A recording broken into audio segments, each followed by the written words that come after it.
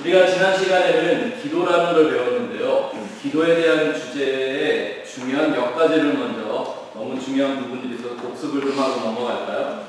기도에는 다음과 같은 영적인 유익들이 있습니다. 이 유익을 잊어버리지 않기 위해서 우리 삶 속에 기도가 게을러져서는 안 되겠습니다. 첫 번째는 기도는 하나님과의 관계를 완성해가는 대화입니다.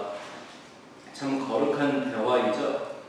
지난주에도 우리가 그 부분에 집중해서 말씀을 드렸지만 대화라는 건 오고 가야 하는 겁니다. 또 우리가 대화를 하나님과 한다면 누가 더 많은 말씀을 하셔야 될까요? 내 마음을 표현하고 증거하기 위해서도 우리는 기도하지만 더 중요한 건 하나님의 음성과 하나님의 말씀을 듣기 위한 그 기도가 우리에게 더 중요합니다. 대화가 없는 관계는 깊어지거나 친근해질 수 없죠. 하나님과의 영적인 대화가 우리 삶 속에 쉬지 않고 이루어져야 합니다. 두 번째는 기도는 항상 하나님의 사랑의 줄에 매여있게 합니다. 사랑의 줄에 매여있게 해줍니다. 저희가 지난번 그 십자가의 도를 공부할 때 십자가의 양면성에 보면요, 이런 주제를 하나 말씀드렸습니다. 십자가는 우리를 모든 율법과 죄의 법으로부터 해방을 시켜주는 것인 동시에 또 뭐라고요? 하나님의 영원한 진리로 우리를 구속하는, 묶어버리는 일이라고 말씀을 드렸습니다. 그래서 기독교에서 말하는 구원과 해방은 방종이 아닙니다. 그 자유는 방종을 말하는 게 아니라 오히려 하나님의 영원한 법에 철저하게 묶임을 받는, 그래서 그 법이 나의 십자가가 되는 그것을 의미하는 거죠. 기도는 바로 그 안에 우리로 하여금 하나님의 사랑의 줄에서 끊어져 나가지 않도록 붙들어주는 축복이 있는 거죠. 세 번째, 기도는 언제나 사용할 수 있는 성도의 최대의 무기입니다. 믿으십니까? 기도보다 센 무기가 없습니다. 제가 이 얘기하니까 갑자기 생각나는 장면인데요. 9.11 사고가 그 테러 사건이 벌어지고 나서 몇 주 있다가 바로 미국에서 폭격을 시작했죠. 그때 제가 그 주에도 폭격한 모든 이 미국이 자랑하는 그 신미사일들 이런 걸 대놓고 그런 소리를 했어요. 세상에서 가장 강력한 무기가 뭘까? 타마하우크 뭐 이런 미사일 있죠. 그래가지고 그 무기들의 그 사양을 다 말해줬어요. 이게 얼마나 많은 사람을 한꺼번에 죽일 수 있는지. 그런 걸 다 보여주면서 마지막에 제가 제일 강한 무기를 소개하는 게 기도하는 손이었습니다. 왜일까요? 한번 생각해 보세요. 죽이는 무기가 세요? 살리는 무기가 세요? 세상에 살리는 무기는 하나님의 말씀과 기도밖에 없습니다. 사단이 우리의 기도를 방해할 수는 있지만 우리 기도를 절대 막을 수 없습니다. 한 주간 동안 기도하는 삶을 살면서 마귀가 얼마나 기도하는 걸 싫어하는지 경험하셨습니까? 얼마나 방해하는지 느끼셨죠? 백뉴스가 있습니다. 굿뉴스엔 백뉴스가 있는데 사단은 포기하지 않을 겁니다. 한순간도 여러분의 기도를 하려고 마음을 먹으면 단 한순간도 사단은 포기하지 않고 기도하는 사람을 방해할 것입니다. 반면에 그 기도는 절대 막을 수 없습니다. 우리가 하나님 앞에 기도하는 한 하나님은 우리의 기도와 언제나 연결되어 계시는 분인 줄을 믿습니다. 네 번째, 기도는 기도하는 것 자체가 우리에게 커다란 확신과 자신감을 주게 됩니다. 어떤 일을 만났을 때라도 기도하는 것과 기도하지 않는 것은 정말 다릅니다. 아무리 힘들고 어려운 일을 혹 경험했다 만났다 하더라도요, 기도한 사람이 그것을 감당하는 것과 기도하지 않은 사람의 마음은 다를 수밖에 없습니다. 마음의 어떤 모든 일들을, 문제들을 근심과 염려와 걱정으로 몰아가는 경우가 있는가 하면 그 모든 것을 하나님의 인도하심과 하나님의 보호하심과 하나님의 영원한 경륜으로 보게 되는 차이가 납니다. 그 차이가 어디서 날까요? 하나님의 아는 지식에서 오는 게 아니라 그건 기도하는 심령이 그 차이를 만들어내는 겁니다. 우리가 아무리 어려울 때도요, 기도할 때는 정말 놀라운 기도하지 않습니까? 역사를 다 바꾸는 그런 기도를 하는데 이상하게 기도하고 나서 눈 딱 뜨고 나면 어때요? 기도는 기도고 현실은 현실이고. 그래서 성도는 눈 감고 살아야 합니다. 하나님만 보고 살아야 합니다. 그때 하나님의 자녀들만이 하나님에게서 얻을 수 있는 영적인 확신과 자신감이 있는데 이것이 믿음의 자양분이 된다는 거 아시죠? 네. 믿음은 바라는 것들의 실상이요 보이지 않는 것의 증거라고 했는데 그 실상과 그 증거가 뭐를 통해 나타날까요? 뭐를 통해 내 안에 그것이 막 각인될까요? 기도입니다. 기도. 이 네 가지 정도를 여러분들이 늘 생각하셔서 기도가 여러분의 입술에서 여러분의 마음에서 끊이지 않게 하시기를 바랍니다. 우리가 서로 대화를 할 때도 역시 꼭 기도라는 폼을 갖추고 예수님의 이름으로 기도했습니다라고 도장을 안 찍어도 하나님에게 기도로 드려줄 수 있는 그런 거룩한 대화가 우리 안에 늘 있고 여러분 삶에 넘치게 되기를 바랍니다. 아멘. 그 부분이 오늘 우리를 새롭게 인도해주는 부분이 있습니다. 하나님의 말씀과 성도의 이 기도, 하나님과의 대화로 이루어지는 이 기도가 우리에게 가져다주는 놀라운 축복과 선물이 있는데 그게 바로 교제라는 겁니다. 펠로우십, 코이노니아라고 말하는 이 교제에 대한 내용을 한번 생각해보죠. 성경, 이 세상에서 우리가 살 때요 혼자는 절대 못하는 것 두 가지가 있습니다. 하나는 결혼하는 겁니다. 무슨 사진 결혼을 하든 영혼 결혼을 귀신하고 결혼을 하든 어쨌든 결혼은 두 존재가 합니다. 동성이 결혼을 하든 어쨌든 결혼은 둘이 하지 혼자는 할 수가 없는 겁니다. 그죠? 네. 또 하나가 예수 믿는 겁니다. 예수 믿는 건 절대 혼자 할 수가 없습니다. 먼저는 하나님과 1대1로 예수 그리스도와 결혼 관계에 들어가는 거고요. 땅에서 그 하나님의 자녀들과 하나를 이루어가는 이 교제, 이 연합이 오늘 우리에게 큰 숙제입니다. 여러분들이 교제도 공부했지만 교제라는 건 보통 세상에서 말하는 이런 교제하고는 다른 얘기입니다. 세상에서 말하는 사귐과 성경이 말하는 거는 다른데 세상에서 말하는 그 사귐이라든지 뭐 만남이라든지 교제라는 건 언제나 깨질 수 있는 것들입니다. 버릴 수도 있는 것입니다. 근데 하나님이 우리에게 주신 코이노니아는 어떻습니까? 포기할 수도 없고 포기해서도 안 되고 한 번 얻은 것은 절대 영원히 깨어지지 않는 죽음도 발라놓지 못하는 교제가 있습니다. 그게 바로 하나님이 우리에게 주신 하나님과 우리와의 교제요 또 성도와의 교제입니다. 왜 예수님 말씀에 최고의 계명을 두 개를 주셨는데 하나님을 사랑하고 또 하나는 이웃을 사랑하는 걸까요?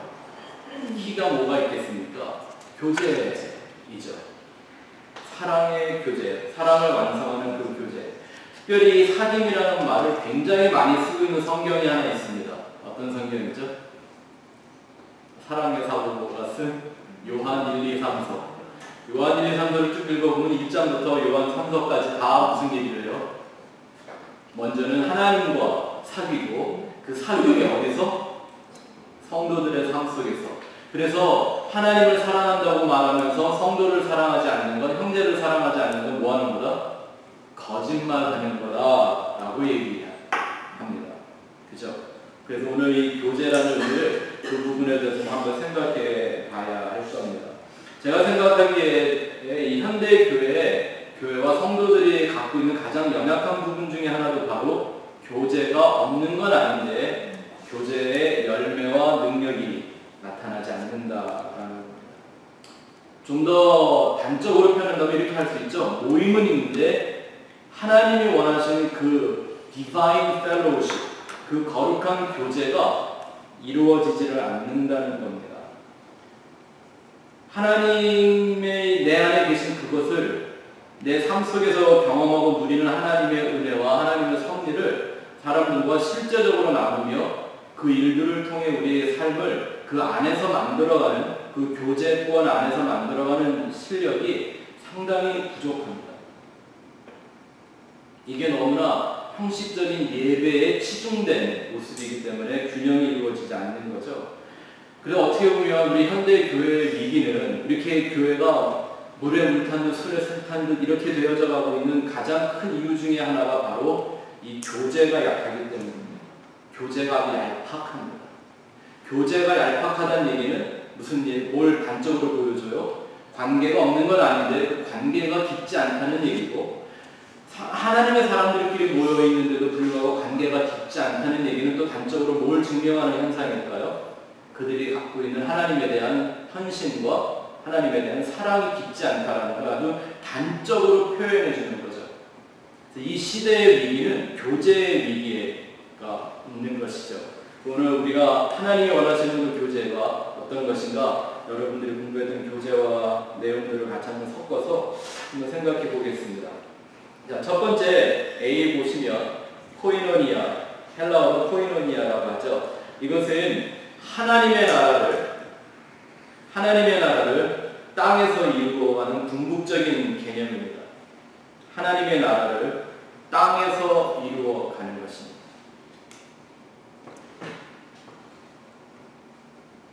우리가 첫 번째 생각해 봐야 할 것은 먼저 예수님과 영적인 교통, 커뮤니케이션과 예수님과의 연합입니다. 그것이 교제의 목적인 것이죠. 고린도전서 1장 9절을 한번 같이 읽어보자. 시작. 너희를 불러 그의 아들 예수 그리스도 우리 주와 더불어 교제하게 하시는 하나님을 기쁘시도다. 하나님이 뭘 하신다고요? 하나님이 하시는 일이 있는데 여기서 미쁘시다라는 말은 이게 우리 이쁘다 아닙니다. 무슨 뜻이에요? 신실하시다. 예, 그죠? 신실하다라는 말인데요. 예, 이 말을 한번 잘 풀어 한번 생각을 해보세요. 나와 예수님을 붙여서 둘이 교제하게 하는 하나님이 참 신실하다라는 얘기입니다. 하나님이 우리의 구원받은 성도들의 삶 가운데서 가장 신실하게 행하신 일 중에 하나가 뭐다? 예수 그리스도와 그의 성도들이 교제하게, 사랑의 다른 표현인 거죠. 연합과 교통, 커뮤니케이션과 예수님과의 유니언을 이루어가는 다른 표현인 것이죠. 왜 그럴까요? 교제가 없는 관계는 그 능력과 의미가 상실되기 때문입니다. 우리가 예수님과의 교제를 할 줄을 알아야 예수님과 교제하는 것처럼 성도와 교제할 수 있게 됩니다. 우리는 그것을 땅에서 누리는 성도들의 축복이라고 말합니다. 진정한 코이노니아가 우리 가운데 이루어지는 거죠. 그때 우리는 하나님의 나라가 우리의 삶에 이루어진다라고 표현할 수가 있습니다. 또 이 바꿔 말하면 이렇게 말할 수 있죠. 교제를 벗어나는 건 내가 스스로 하나님의 나라를 벗어나는 것과 똑같다.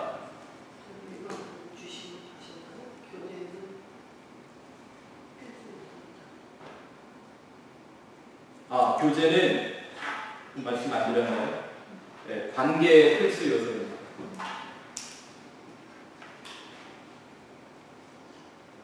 이제 여러분들이 좀 느끼시겠지만 제가 이렇게 밑줄을 걷는 거 말이 몇 개 안 됩니다. 맨날 똑같은 말 너무 중요해서 말씀을 드리고 있는 건데요. 교제를 벗어나는 건 곧 스스로 하나님의 나라를 벗어나는 것과 똑같습니다. 혹시 여러분들 교회 생활하시면서 그런 사람들 만나보지 않았나요? 그냥 막 교회 복잡하고 사람도 만나는 거 복잡하고 혼자 그냥 나 혼자 믿다가 천국 갈래. 이게 되는 일인가요? 볼품이 편한 것 같은데.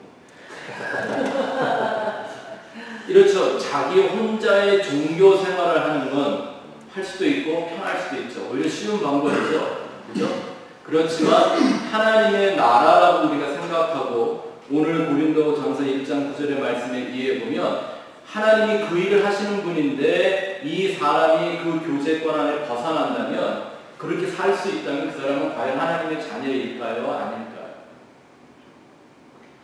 이런 사람들이 있습니다. 예수 잘 믿고 다 그러다가 어느 날 상처를 받아서 잠깐 교제권을 벗어날 수는 있습니다. 근데 그게 너무 편해요.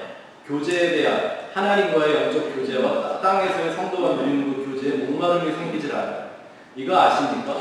하나님과의만 교제가 이루어질 수가 없습니다. 하나님과의 교제는 반드시 땅에서 성도들과의 다른 이웃들과의 교제로 이루어지게 되고 또 그 이웃들과의 교제가 형제 자매와의 교제가 나와 하나님과의 교제를 더욱더 실제적으로 만들어줍니다. 맞습니까? 근데 여기에 대한 목마름이 생기지 않는다? 그럼 이 사람은 하나님과의 그 영적 관계 안에 들어온 사람입니까? 아닙니까? 아니기 때문인 것이죠. 그거 굉장히 위험한 신앙입니다. 절대 기독교는 돌 깎고 머리 깎고 속세를 떠나는 종교가 아닙니다. 그래서 왜 우리 오래된 복음성가 있잖아요. 주님 뜻대로 살기로 했네. 이 노래가 한 4절이었으면 너무 좋을 뻔했어요. 2절은 뭐였죠? 2절. 주님 뜻대로 살기로 했네. 뒤돌아서지 않겠네. 2절은 이 세상 사람 날 몰라줘도 이 세상 사람 날 몰라줘도 그렇죠? 세 번째는 세상 등지고 십자가 보내. 이런 촌스러운 노래 너무 오래 안 부르셨죠? 왜냐하면 이렇게 가사 몇 개 안 되는 곡조 몇 개 안 되는 노래를. 근데 저는 항상 이 노래를 부르면 성도들하고 4절을 만들어 부릅니다. 이제는 십자가를 지고 세상을 보내. 3절에서 끝나면 그 신앙은 절대 완성되는 신앙이 아닙니다. 그래서 베드로전서 5장 8절에 보니까 우리가 잘 아는 말씀이 있습니다. 근신하라 깨어라 너희 대적 마귀가 우는 사자같이 두고 다니며 뭘 찾는다? 삼킬 자라는 말이 좀 번호시기 바랍니다. 이 삼킬 자가 어떤 사람을 의미하는 걸까요? 네? 믿는 참 있는 사람. 네, 마귀가 뭐는 가리겠습니까만, 예, 여기서 특별히 우는 사자라고 비유를 한 의미가 있죠. 예, 이거는 어려서부터 무슨 동물의 왕국 이런 걸 많이 본 분들이라야 이 말씀이 이해가 됩니다. 사자가, 그렇죠? 사자가 이 사냥하는 거 본 적 있으시죠? 어떻게 해요? 사자는 수컷이 사냥 안 합니다. 사자로 태어날 걸 그랬습니다. 엄마 사자들이 이제 저녁이 딱딱해가지고 이제 고양이처럼 다 알을 피면서 떼를 몰죠. 짐승 떼를. 근데 사자들은요 절대 그 떼를 다 잡아먹으려고 모는 게 아닙니다. 일단 그냥 웅 몰다가 보면 어떻게 되겠어요? 약하거나 어리거나 병들었거나 한 이런 별 볼 일 없는 건강하지 못한 짐승은 꼭 대열해서 이탈되게 되어 있습니다. 그러면 그 많은 떼를 도망가는 거 내밀어 주고 어떻게 해요? 그 이탈된 그 동물 하나를 사냥을 하는 거예요. 아주 지혜롭죠? 근데 바로 이 우는 사자를 사도 바울이 비유를 드는 이유가, 베드로가 비유를 드는 이유가 마귀가 하는 역사를 정확하게 알고 있기 때문입니다. 그래서 어떤 우리 삶 속에 도전과 마귀의 유혹이나 어떤 이런 고통들이 연단들이 우리에게 찾아올 때 보면요, 항상 그 대열에서 빠지는 존재들이 있습니다. 영적으로 병들어 있는 사람들. 그러면 마귀는 여지없이 그 사람을 삼키고 맙니다. 근데 이런 마귀가 삼킬 때 딱 이제 그 안에 쑥 들어가갖고 그 사람을 정말 귀신 짓을 하게 만들거나 막 마귀 들린 것처럼 막 헛것을 보게 만들거나 마귀가 막 그렇게 할까요? 아니 그러면 막 교회에서 와서 도와주기 때문에 절대 그렇게 안 하죠. 혼자 고고한 척하게 만드는 거죠. 자기 의에 빠지게 만들고. 제 말에서 이해가 되시죠? 나 마귀 아닌데 그리고 역사를 하는 거예요. 혼자 모든 걸 다 판단하고 있고 심판하고 정죄하고 자기만 백조같이 이런 영적인 함정에 빠지게 만드는 겁니다. 그래서 우리가 연약하든 강하든 성도는 항상 하나님과의 교제뿐만 아니라 그 하나님을 바라보는 성도들과의 교제 가운데 있는 것이 하나님의 영적인 원리에 맞는 것이죠. 두 번째 가서 볼까요? 교제란 공동체를 이루는 핵심입니다. 공동체, 커뮤니티.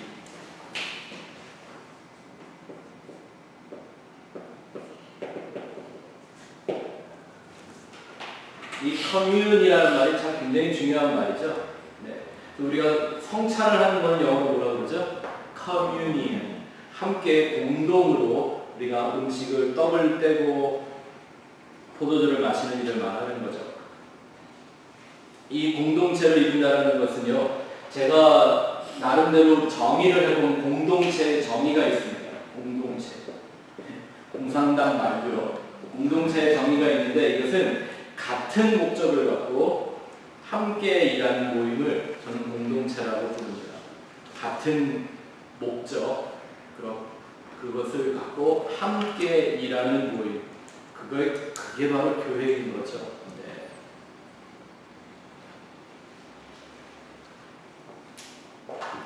침례교회에서는 그 속회라든지 구역이라고 부르지 않고 목장이라고 불러서 참 좋습니다.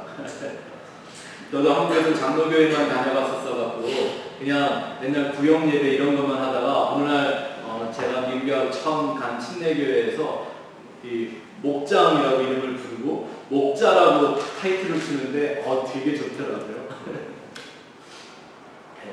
이 목장 혹은 양의 우리 이게 다 뭐의 의미를 갖고 있습니까? 하나하나의 공동체를 이루는 의미를 갖고 있습니다. 같은 목적을 가지고 함께 일하는 모임이라는 거죠. 이게 중요한 것은요, 이 목장이 되고 그 양의 우리에 같이 있어야 한다는 얘기는 기본적으로 같은 목자를 소유하고, 여기서 목자는 누구일까요? 그렇죠. 같은 목자를 따라가는 양이 되고 그 목자의 무엇을? 음성을 아는 것이 참 중요합니다. 그것이 아주 우선합니다.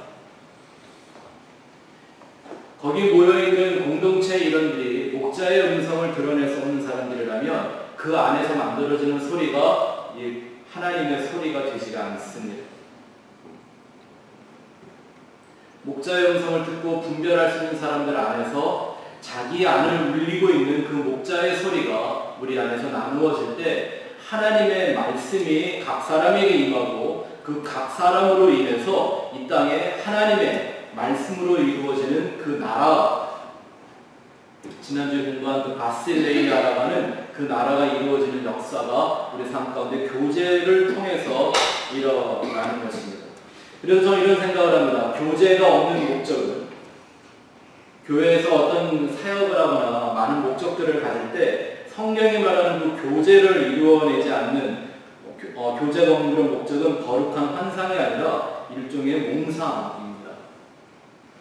예수님께서 오셔서 그렇게 잘 믿으려고 했던 바리새인들, 율법주의자들을 왜 그렇게 책망하시고 비난하셨죠? 그들에게 뭐가 없었어요? 말 그대로 그들은 분리주의자였습니다. 그게 바리새인이라는 뜻입니다. 이 사람들은 점점 뭐 해요? 자꾸 분리를 해내요. 끊어내요. 연결을 하는 게 아니라 나는 너희랑 다르다. 수준이 다르고 차원이 다르고 조상이 다르고 성분이 다르고 계속 다르다 그래요. 근데 이 바리새인들처럼 그 레이셔, 한국말로 뭐라고 그러죠? 인종차별. 그런 어떤 인종적 차별을 심하게 한 민족이 또 있을까요? 아마 백인이 흑인 차별한 것보다 더 했을 거예요. 유태인들이 사마리아인들, 유대인들을 그 땅을 받지도 않았잖아요. 이렇게 지나가면 될 걸, 사마리아를 지나가면 될 일을 뺑 돌아서 가고 그러던 사람들.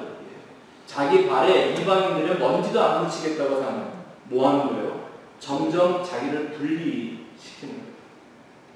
근데 자기들이 거룩해진다고 생각을 했는데 알고 보면 스스로 소외하는 거죠. 세그리게이트를 하고 있는 거고 이 모든 것들을 끊어내고 있는 것입니다.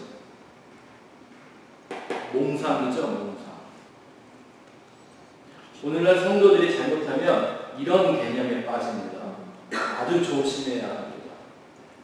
우리는 하나님이 한 사람 한 사람을 구원해서 예수님의 제자를 만들어 세상과 구별해서 분리된 삶을 살라고 만들어준 게 아니라 십자가를 지고 그 속으로 들어가 그들을 섬기는 삶을 살라고 불러주신 겁니다.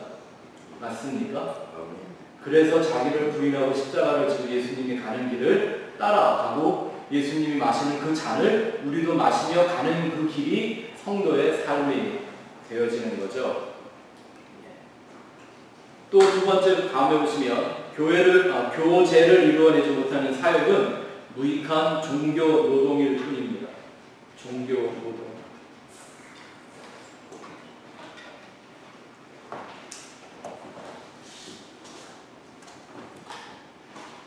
저도 한 25년간 목회 현장에 있어 보다가 오늘 이 주제를 이렇게 준비하면서 제 마음에 다시 제 사역들을 한번 이렇게 돌이켜 봤거든요. 근데 정말 하나님의 나라에 뭔가 영광이 되고 덕이 되고 축복이 되고 끊임없이 우리 가운데 남아서 나를 하나님의 사람으로 십자가의 길을 가도록 도와주는 일들은요, 반드시 그 안에 하나님과 성도와의 인격적인 교제와 그 열매들이 있었던 때였습니다. 그렇지 않고 그런 교제가 목적이 아닌 어떤 겉으로 보이는 많은 행사들 있지 않습니까? 저도 하와이라는 작은 섬 안에서요, 이민 100년의 역사 때도 못 해봤다는 일을 제가 해보고 막 좀 그랬었어요. 그런데 저는 그런 걸 통해서 하나님이 영광 받을 줄 알았더니 아니더라고요. 행사는 행사일 뿐 아무 도움이 안 됐어요. 제가 지금 생각하면 제일 후회가 되고 제일 아까운 게 뭐냐면 한 10년만 부를 들어서 하와이에서는 있어보지 않았던 한국 사람들 2,500명을 모은 찬양 집회를 했습니다.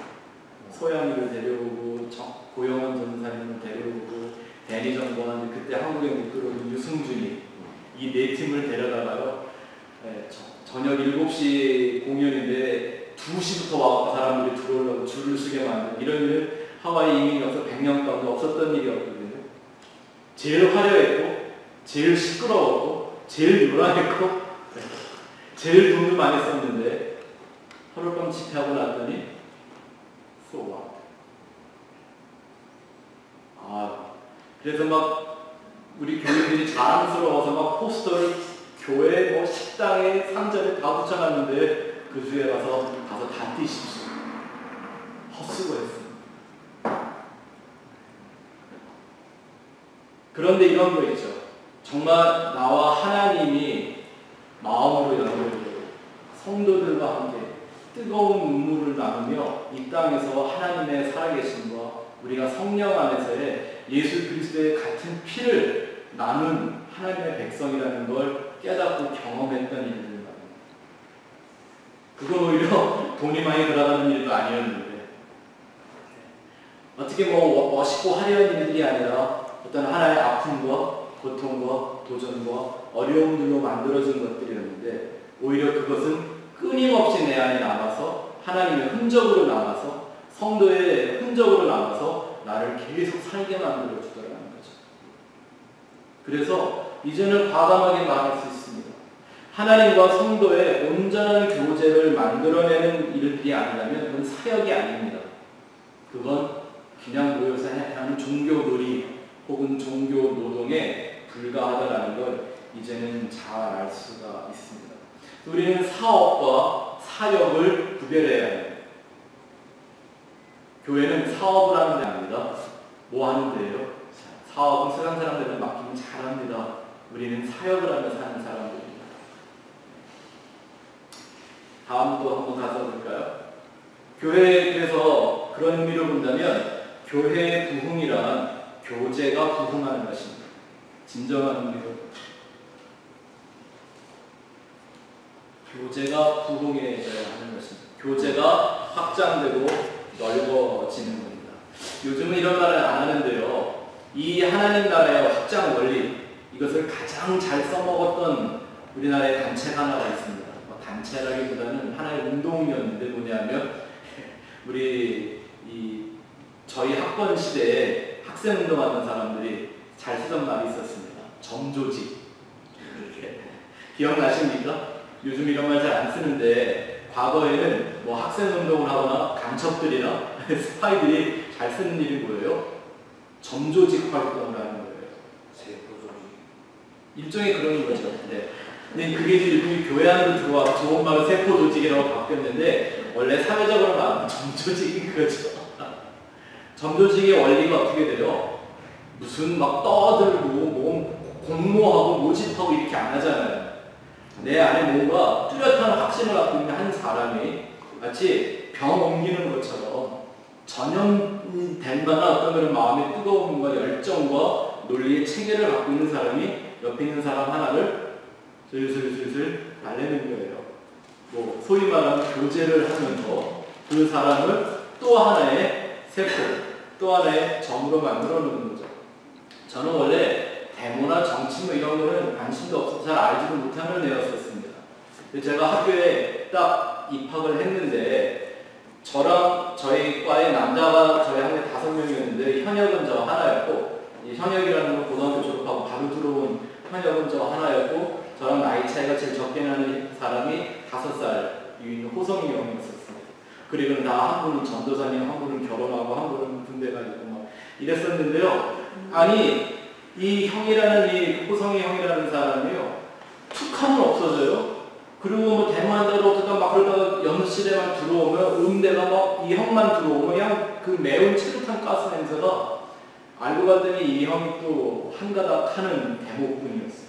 전주대학에 있다고 올라갔는데 그 형하고 가까워지다가 보니까요, 원래는 뭐 정치나 이런 거 뭐나 민주화 이런 거 별로 생각 안 하고 살았던 사람인데 그 형하고 한 1년을 같이 밥 먹고 뭐 술도 한 잔씩 마시고 이랬더니 어느 날 나도 돌을 던지고 있더라고요. 뭐 하고 있는 거예요? 그렇게 점조직으로 그 세력들을 확장시켜 나가는데 그게 오히려 힘이 어마어마해요. 어떤 목적을 갖고 사람은 공모하고 불러 모은 것 갖고는 그런 힘이 나오질 않아요. 그런데 사람의 생각과 마음이 어느 한 또 다른 인격체에 쑥 들어가 버리면 내가 혼자가 아니라 나랑 또 다른 하나의 아바타를 만들어 놓는 거예요. 또 다른 분신을 만들어 움직이게 되는 이런 걸 아주 점조직 혹은 간첩들 이런 사람들이 잘 써먹는 방식이죠. 이게 또 비즈니스에 또 들어오잖아요. 뭐예요? 다단계.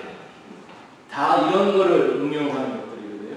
그거 아시죠? 보통 이 다단계에서 그 자기네들을 프로모트하고 물건을 파는 모든 방식이 원래 기독교의 소그룹 모임의 방식을 따왔다는 거예요.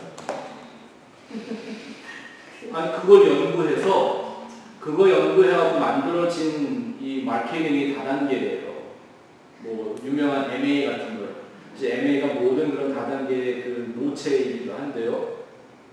사람들이 연구한 게 왜 교회는, 잘 생각해보세요. 희한하지 않아요? 내가 돈을 내면서까지 잘 되는 일은 세상에 이렇게 흔하지 않아요. 세상 사람들이 볼 때 막 교회가 부흥하고 막 대형교회가 되고 그 교회가 누리는 어떤 그런 부나 명예를 보니까 너무나 신기하잖아요. 그걸 연구하다 사람들이 깨달은 게 뭐냐면 소그룹 원리라는 거예요. 그래서 딱 그 사람들이 하는 모임이 뭐냐면 소그룹으로 모여서 꼭 누가 나와 간증하잖아요.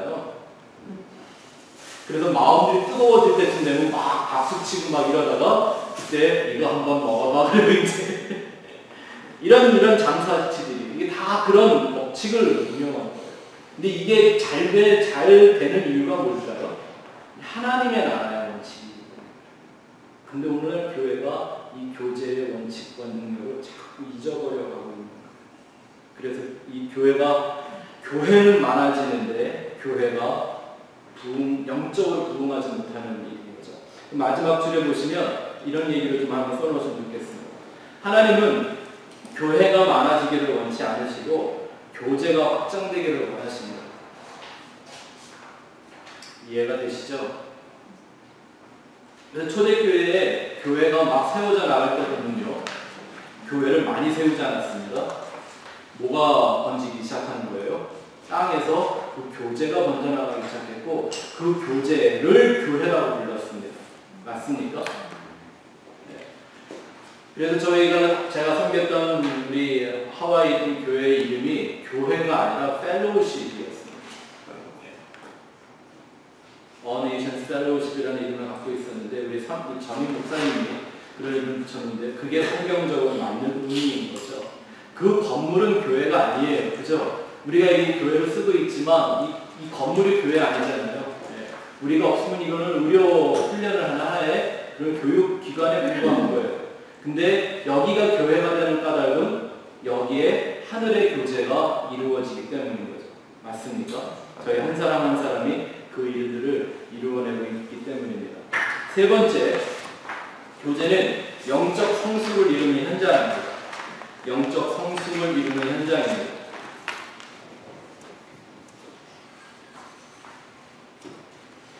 우리 사람의 영혼과 속사람은 반드시 관계를 통해 성장합니다. 관계를 통해서 성장하게 되어 있습니다. 하나님의 사람이 하나님의 자녀로서 온전한 성도를 이루어내기 위해서는 반드시 하나님이 원하시는 그 교제 안에 있어야 그 교제가 그 사람을 길러내는 것입니다. 참 어렵죠? 남과 교제한다라는 거. 그렇죠? 더군다나 내 마음에 맞는 사람이면 또 코드가 케미스트리가 통한다 그러면 좀 모를까? 이게 만나다 보니까 이게 생각도 좀 다르고 성격도 안 맞고 좀 짜증나는 스타일이고 막 꼭 하나님이 그런 사람들을 붙여준단 말입니다. 이유가 있죠. 잠언 17절 말씀 읽어보죠. 시작. 철이 철을 날카롭게 하는 것 같이 사람이 그의 친구의 얼굴을 빛나게 하느니라. 아멘. 믿으십니까? 혹시 여러분들이 믿음 생활하며 앞으로 살아가는 데 있어서도요, 정말 어떤 사람이 이런 사람이 하나 있다면 이 말씀을 꼭 기억하시기를 바랍니다. 철이 철을 날카롭게 하는 것과 같이 사람이 그의 친구의 얼굴을 빛나게 하는. 하나님은 꼭 이런 사람을 나한테 붙여주세요. 제가 97년도까지 하와이 교회를 섬기다가 이제 선교지로 가는데 저희 전임 목사님하고 저랑 좀 어려움이 많았어요. 한 3년간 같이 일하는데 일도 많이 했고 제가 많이 도와드리기도 했지만 아주 성격이 둘이 또 저랑 너무도 다른 분이라서 그래갖고 서로 불평도 많이 하고 싸움도 많이 하고 막 그랬는데 제가 떠나는 날 정말 우리를 위해서 우리 관계자들을 위해서 한마디 해야 되겠다고 목사님이 하시는 말씀이 이런 얘기를 하는 거예요. 전도사님한테 정말 고마웠습니다. 왜요? 그랬더니만 지난 3년간 하나님이 전도사님을 나한테 붙여주셔서 딱 이 말씀을 하시는 거예요. 철이 철을 날카롭게 하는 것과 같이 나만 강한 줄 알았는데 전도사님 같은 걸 나한테 붙여서 하나님이 자기를 많이 다듬으셨대. 많이 깎아냈대요. 그래서 제가 누가 할 소리를 누가 대신하고 계십니까? 근데 하나님은 이렇게 관계를 통해서 우리를 다듬으시는 거예요. 다듬으시는 거예요. 시냇가에 가면 조약돌들이 이쁘잖아요. 동글동글한 게. 그게 원래 이뻤을까요? 원래 동글동글했었을까요? 아니요. 산에서 굴러내려온 그 깨진 바위덩어리들이 얼마나 서로 날카로웠을 텐데 그게 그 물에 힘에 서로 비벼지고 서로 깨지고 맞습니까? 서로를 다듬어주고 나중에는 서로 광을 내주는 관계가 되어져 가는 거죠. 관계의 비밀입니다. 그래서 그 다음 줄에 보시면 이런 걸 좀 보시면 좋습니다. 친구는 내가 선택하는 존재를 친구라고 말합니다.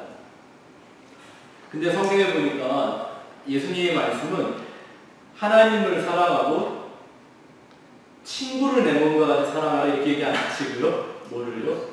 이웃을 내 몸과 같이 사랑해라. 그러면 이웃은 하나님이 보내주는, 하나님이 넣어주는 존재입니다. 뭐 하라고? 나를 깨트리고 깎고 연단하고 다듬고 광내서 빛나게 하려고. 아멘. 그래서 우리가 정말 하나님의 영광을 드러내는 빛나는 성도가 되려면 이런 힘든 이웃을 피해야 돼요. 찾아다녀야 돼요. 너무 많잖아요. 네? 너무 많잖아요. 돼요. 현재 있는 걸로도 좋게. 하나님이 꼭 넣어주신다니까요. 이렇게 하나님이 주시는. 앞으로 여러분들이 이제 1대1 사역을 여러분의 평생 동안 이루어 나가실 때 각오하십시오. 어떤 때는 정말 눈에 넣어도 안 아플 만한 동반자를 나한테 붙여주실 때도 있겠지만 차라리 천국 가자 이런 마음이 드는 사람도 하나님이 붙여주실 수 있어요. 근데 사실 나를 영적으로 살게 만들고 깊어지게 만들고 높아지게 만들고 내가 항상 십자가를 지고 있게 만드는 존재는 어떤 사람이에요? 내가 늘 편하고 마음에 드는 친구이기보다 나를 꼭 십자가 앞에 무릎 꿇게 만들어 놓는 그놈의 이웃, 그분들입니다. 맞습니까? 그래서 교제는 너무나 놀라운 축복이죠. 저는 교제를 너무 가까이 있어요. 그런 데가 가정에 있는 것 같아요. 가정은. 가정도 마찬가지예요. 믿지 않는 사람들 다 포함이 되는 거죠. 그럼요. 그래서 이 다음 줄을 보시면 답이 딱 나오는데요. 잘 보세요. 회개를 완성하는 교제는 금을 연단하는 용광로와 같습니다.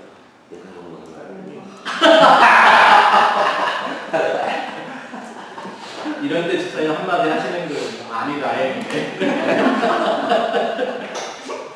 제가 맨날 들고 있어요. 근데 그 용광로의 불을 더 뜨겁게 만드는 건 누굴까요?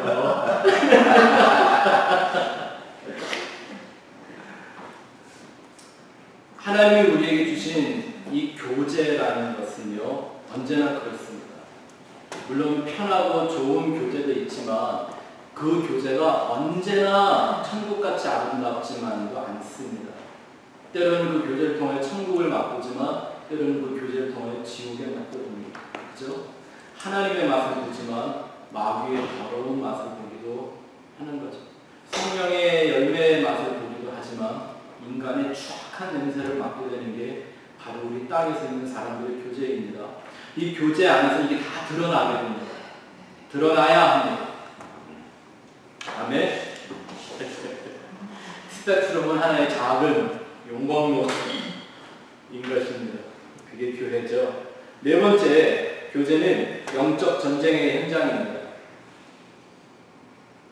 잘 들어보세요. 마귀는 교회를 공격하지 않고 언제나 교제를 공격합니다. 교회라고 우리가 딱히 전오면요, 마귀가 그 교회에 막아서 공격하나요? 우리가 교회 안 오실 때 그 교회 와서 막 발도 차고 오줌 싸고 그래요? 안 해요.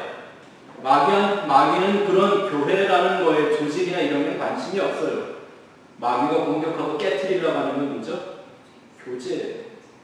어떤 형태든지 그 교제를 깨트리거나 그 교제를 유명무실하게 만들거나 그 교제를 통하여 하나님의 의가 아닌 사단의 악을 이루게끔 만들어가는 게 마귀의 역사입니다.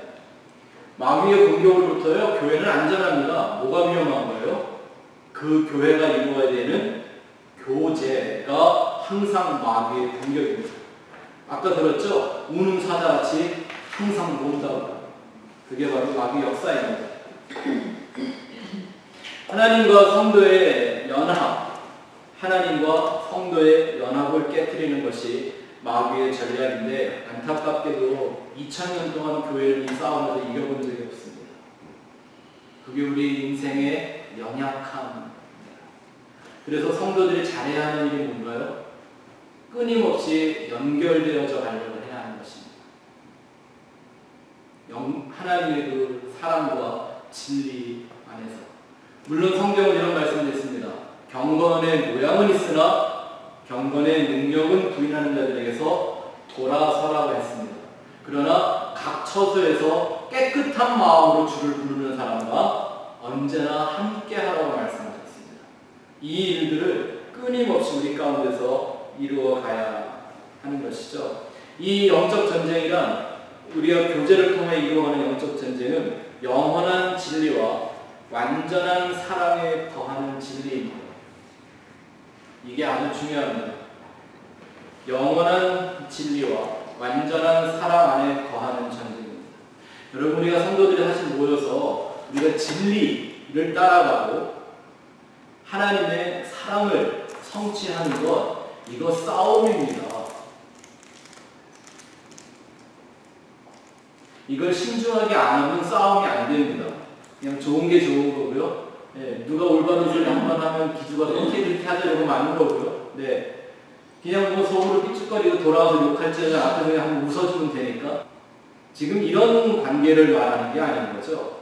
정말 하나님의 사람들이 모여서 어떤 상황이 된다 할지라도 이 땅에서 우리가 하나님의 나라에 가는 그날까지 영원한 진리를 추구하고 그 안에 인간적인 거짓되고 형식적이고 헛된 사랑이 아니라 하나님의 그 완전한 사랑을 연습하는 건요, 마귀와 전쟁을 하는 것과 같이 힘들고 어려운 싸움입니다.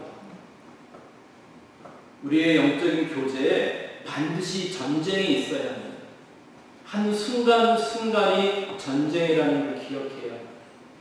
그래서 우리의 모임을 통해서 우리의 마음과 생각과 대화를 통해서는 하나님의 그 진리와 하나님의 사랑이 계시되고 증거되고 우리가 그 방향으로 나아갈 수 있도록 서로를 세워주는 일들이 끊임없이 일어나야 합니다.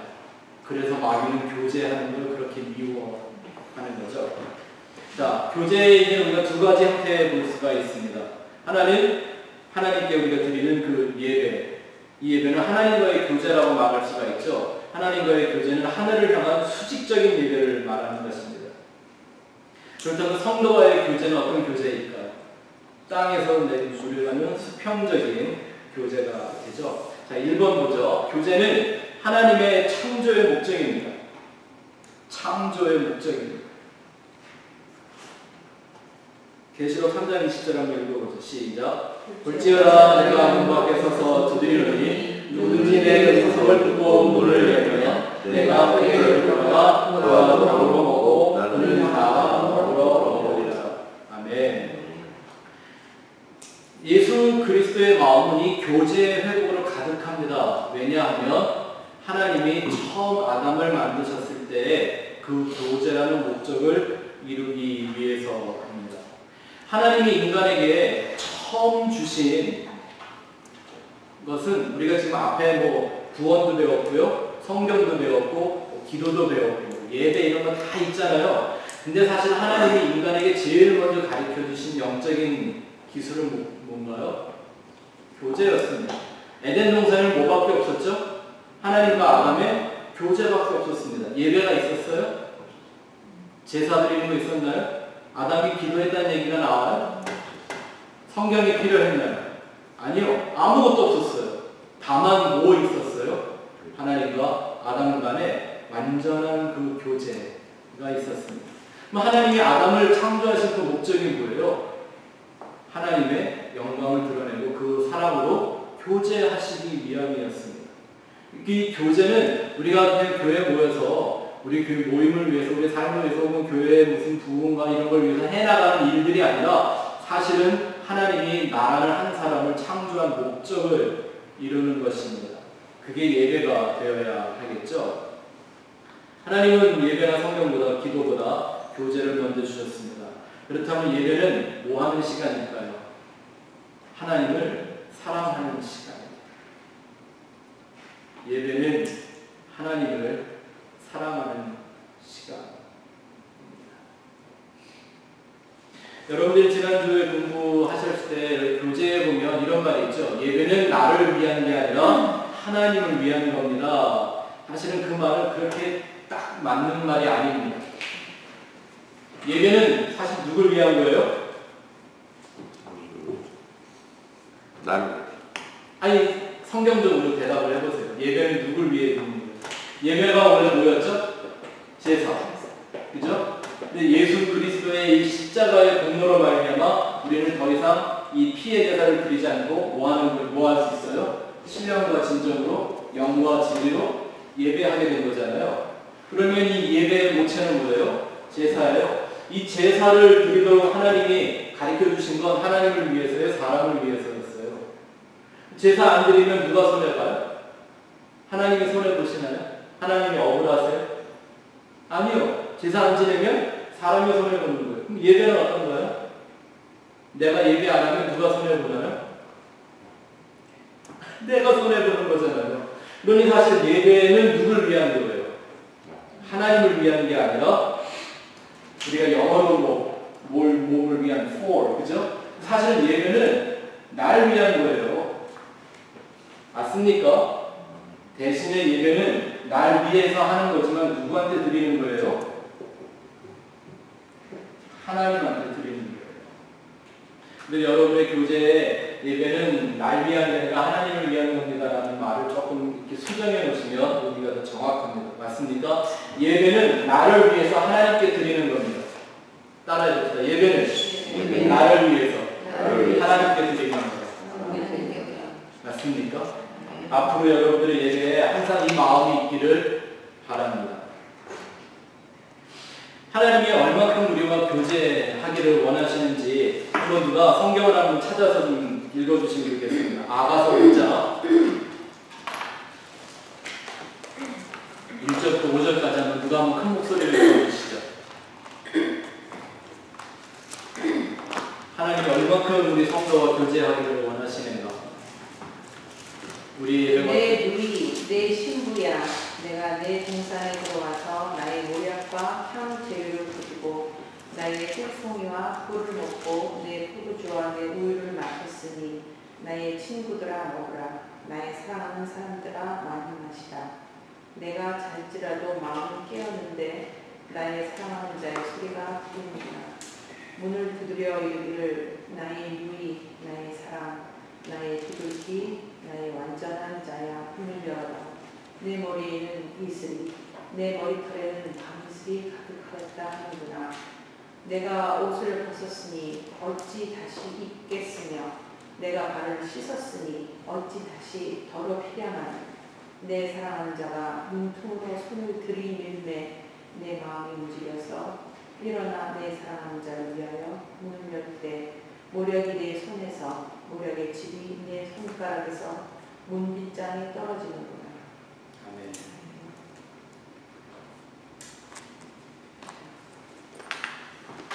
하나님이 어떻게 당신의 마음을 표현하시고 있냐면 밤새도록 문 밖에서 기다리고 계시는 거예요. 계시록 3장에 나와 있는 말씀과 똑같죠? 예. 밤낮을 맞아가면서. 그리고 5절에 읽어보니까 문을 열어달라고 문빗장 속으로 하나님이 손을 다 집어넣으시는 거예요. 그러면 사실은 이 교제, 이 예배는 나보다 누가 더 원하시는 일이에요? 하나님이 더 원하시는 거죠. 아가서에 나와 있는 이 모든 말씀은 사랑으로만 완성되는 예배와 교제를 우리에게 이렇게 가르쳐주고 있는 말씀이에요. 언제 우리가 아가서를 한번 깊이 있게 공부할 때가 빨리 좀 왔으면 좋겠습니다. 그래서 다음에 한 줄을 한번 보죠. 교제의 목적은 사랑을 완성하는 것입니다. 사랑을 연습하는 것으로만 만족하지 마시고 하나님의 사랑을 완성해가는 것에 도전하는 것이 바로 교제이고요. 그것은 마치 구원의 완성과 같은 의미입니다. 우리가 이런 구원에 대해서 공부할 때 이 말씀드렸죠. 우리가 받은 구원은 완전한 구원이지만 우리가 완성해 가야 되는 구원입니다. 그 의미 다 기억하고 계시죠? 하나님의 사랑도 똑같습니다. 우리는 하나님의 완전한 사랑을 받았습니다. 근데 내가 그 사랑을 완성했습니까? 아니죠. 우리가 끊임없이 그 하나님의 사랑에 반응하면서 하나님이 우리를 사랑하시는 것 같이 우리도 하나님을 마음과 뜻과 정성과 생명을 다해서 사랑해 나가는 그런 삶을 살아가는 거죠. 하나님의 우리에게 주신 사랑이 이미 완전합니다. 여러분 이런 말이 맞습니까? 하나님의 사랑이 어제보다 오늘 더 풍성합니다. 이게 무슨 노래 가사같이 무슨 시기적으로는 좀 마음에 뭐가 와닿는 말 같지만 그 말을 자세히 분석해보면 어떤 얘기냐면 하나님의 오늘 사랑이 어제보다 풍성하다면 어제 사랑은 불완전했다는 얘기잖아요. 그럴 수 있나요? 아니에요.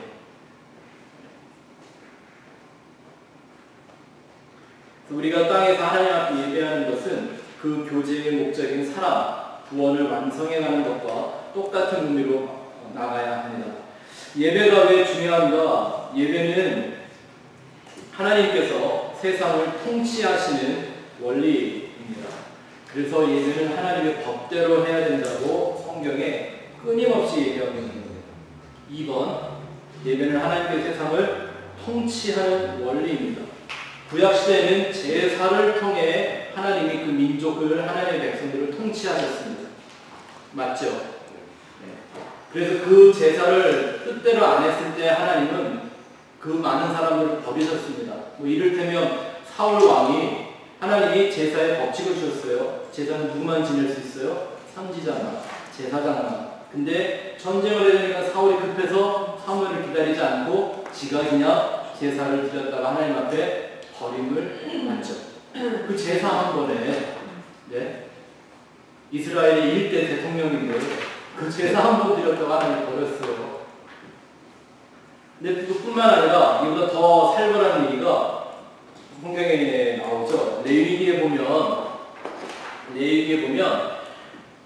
분명히 하나님이 원하는 대로 제사에다가 불을 붙였는데 그 불 붙인 두 사람, 나답과 아비, 누구죠?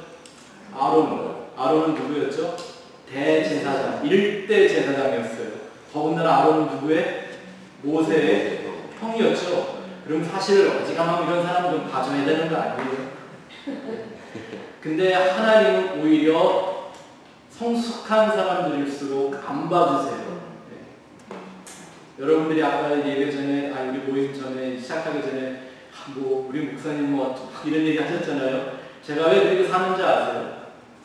높아질수록 하나님은 가만히 안 두세요. 내가 있어야 될 자리, 내가 걸어가야 될 자리를 제가 아는 거죠. 빨리 배우는 거죠. 섬기는 삶이 얼마나 나에게 안전한 삶인 것인가. 이 나답과 아비후가 제단에 불을 붙이자마자 그 불이 이 두 아들을 죽여버렸어요. 왜죠? 하나님이 말씀하시기를 저들이 다른 불을 가져왔다. 무슨 뜻이에요? 불이 똑같은 불이지 무슨 다른 불이 있어요? 이 당시에 무슨 가스불이 있고 석탄불이 있고 그랬겠어요? 아니요. 그냥 장작 올려놓고 불 붙이는 건데 뭐가 달라요? 하나님이 불을 준비하는 법을 말씀하셨단 말입니다. 불을 이 제단에 올리는 불들은 이렇게 준비를 해야 된다. 예를 들어 재물도 이 각을 끄는 이런 것도 아주 상세하게 가르쳐 주셨죠. 그래서 근데 하나님이 정말 원하셨던 건 칼질을 잘하라고 그러는 것도 아니고, 네? 뭐 불 어렵게 준비해 오라고 그것 때문에 하나님이 그렇게 많은 절차를 주셨을까요? 그게 아닌 거죠. 그거를 하면서 우리가 깨달아야 하는 것들이 있기 때문에 배워야 하는 것들이 있고 하나님의 말씀에 순종하는 것이 제사보다 낫기 때문에 그런 목적들을 주신 건데요. 그죠? 제사는 결과지 정말 제사는 제사에 불이 붙어 재물이 타기까지가 진짜 제사인 거죠.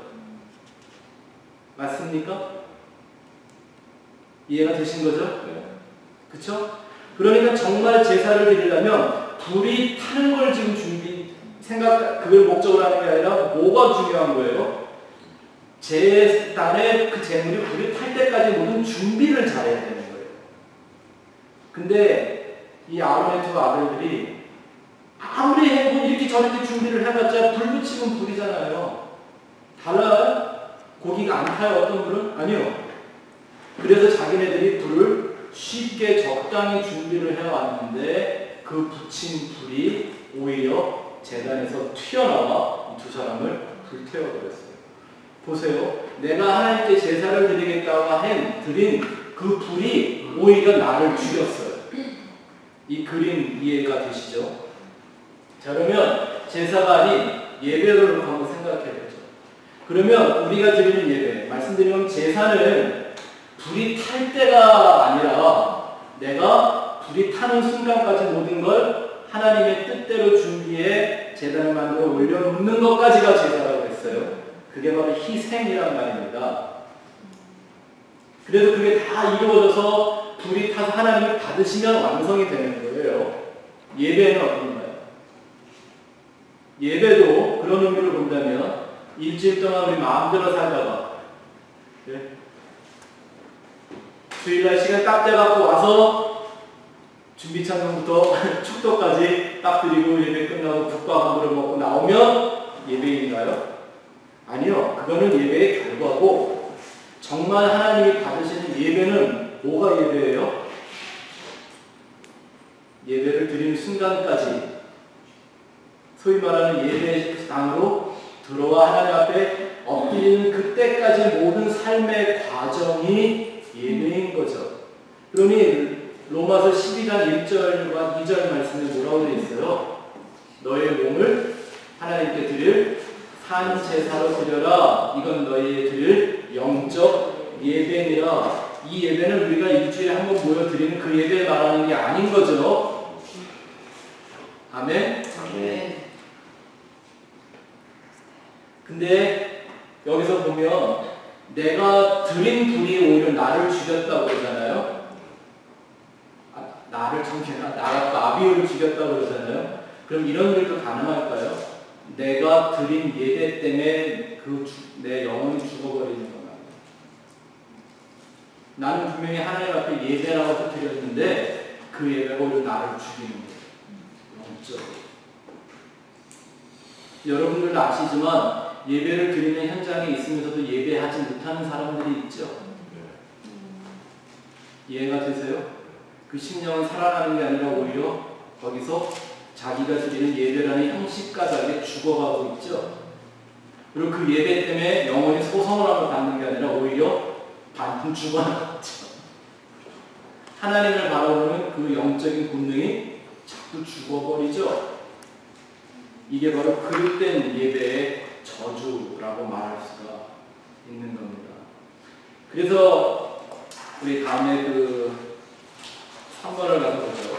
그래서 예수님이 사마리아 여인에게 말씀하시기를 예배는 아버지에게 드려야 된다. 이게 이 사람들한테 얼마나 충격적인 얘기였을까요? 하나님이 무서워서 맨날 피해 제사를 드리던 그 사람들한테 이제는 그런 제사 드리지 않아도 되고 하나님을 아버지라고 부르며 제사를 드릴 때가 오는데 예배를 드릴 때가 오는데 그렇게 예배하는 자를 하나님이 찾고 계신다. 우리가 아가서 5장 봤죠? 그렇게 하나님이 그 예배자들을 찾고 계신다. 그 사람들은 어떻게 예배하는 사람들? 영과 진리 안에서 예배하는 사람들이라고 되어져 있는 겁니다. 자, 그 의미를 또 살펴보죠. 예. 목사님 거기 왜 사무엘 그 다윗 시대 때 그 언약궤를 옮길 때 그 그때도 왜 두 사람을 죽잖아요. 그것도 같은 그런 맥락인가요? 그렇다고 볼 수 있어요. 그게 성경의 난제 중에 하나거든요. 네. 우리가 딱 이거다라고 말하기 아주 힘든 난제 중에 하나가 바로 그 부분인데요. 가장 전체적인 많은 신학자들이 동의하는 하나의 원리는 바로 그 해석이에요. 하나님이 만지지 말라고 했기 때문에. 왜냐하면 그거를 봐주면 사람들은 계속 익스큐즈를 만들 거예요. 이해가 되시죠? 구약시대에 하나님의 그 율법의 철저함, 그걸 가르쳐 주시는 거죠. 네. 법계가 그거를 이런 얘기를 들었는데요. 이 사람이 이렇게 미국 가야 되는데 그 말에 태워서 갔기 때문에 하나님도 그렇게 하셨다고. 말에 저기 있어요. 소. 네. 그래서 그랬다고 하더라고요. 근데 그것은 이제 합의의 상고이기 때문에 예, 그런 의미보다는요. 하나님이 이 정해진 법안을 지키는 게 절대적인 일이었어요.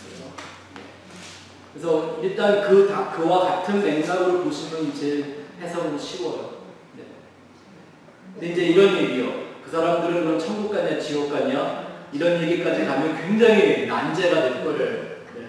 아니 근데 그 법계가 그래도 하나님을 상징하는 걸 텐데 그걸 쓰러지지 말라고 됐는데 말에 되지 않아서 쓰러졌어요. 하나님을 상징하는 건데 쓰러졌다고 상했을까요? 10년 하니까 이게 그런 의미가 아닌 거죠. 하나님의 철저함, 물질이 아니니까요. 하나님이 말씀을 주시는 모든 그 목적은 진리, 변함이 없어야 되고요. 파괴될 수 없는 진리를 상징하는 것들이거든요. 그래서 그거를 지키는 게 중요했던 거죠. 그 당시에는. 문제는 아고는 되지 말라 그랬는데 되기 때문에 죽은 건 아닌데 네. 넘어지는 건 이렇게 막아놓는데 그거 아까 목사님 말씀처럼 나라가 아니고 좀 살려줘야 되는 거 아니냐 하는 식으로 그거 법계 말을 듣다 보니까 손대서 살려줘야 되는데 나다가 아비 왜 살려줘요? 죽어야지. 아니 근데 살려줘도 되는데 죽였다 그랬잖아요. 뭐 아니 왜 살려줘도 돼요? 죽었어요. 나타나서 위치에 있으면 예. 오세의 형이고 대대사장이 인간적으로 보면 똑같이 살려줬습니다. 우리 생각엔 그렇죠. 좀 불쌍하게 죽고. 우리 생각엔 그렇단 말이에요. 근데 이런 의도를 갖고 성경을 해석하는 분들이 너무 많은 거예요. 그래서 복음이 칼처럼 예리하게 서지 못하는 세대가 된 거예요. 그 절대성, 그죠? 그게 중요한 거예요. 오히려 오늘날에 제가 뭐 성경에 없는 거지만 가끔 혼자 황당한 생각을 한번 해보는 거죠. 말세에 정말 하나님의 나라와 하나님의 백성들이 진리로 새로워지고 거듭나서 마지막에 한번 하나님의 역사를 정말 멋지게 보이고 세상이 끝날 이런 방법이 좀 없어 볼까? 그런 어떤 놀라운 혁명과 개혁 같은 이런 게 한번 일어나면 얼마나 좋을까? 물론 없겠지만 그러면 제가 생각해보는 하나의 방법은 이런 거죠. 하나님이 갑자기 말세가 딱 이루어진 이 시대에요. 이런 법을 내리시는 거예요. 내가 구약의 법 하나를 리바이브를 시키겠다.